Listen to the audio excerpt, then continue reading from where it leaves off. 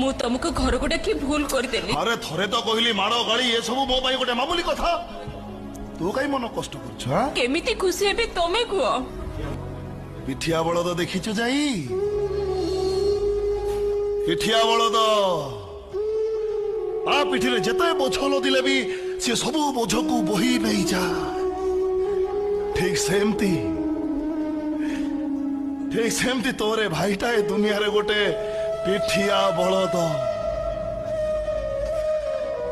ଜୀବନ ସାରା କେତେ ମାଡ଼ ଗାଳି ଏଇ ପିଠିରେ ବୋହିଛି।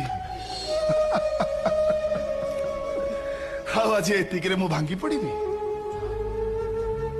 ମ୍ୟାଡାମ, ଆଜି ଆପଣଙ୍କୁ ମାର ସମ୍ମାନ ଦେଇ ମୋ ହାତ ଦିଟାକୁ ମୁଁ ପକେଟରେ ପୁରେଇ ଚାଲି ଯାଉଛି। ହେଲେ ଭବିଷ୍ୟତରେ ଯଦି ମୋ ଭଉଣୀର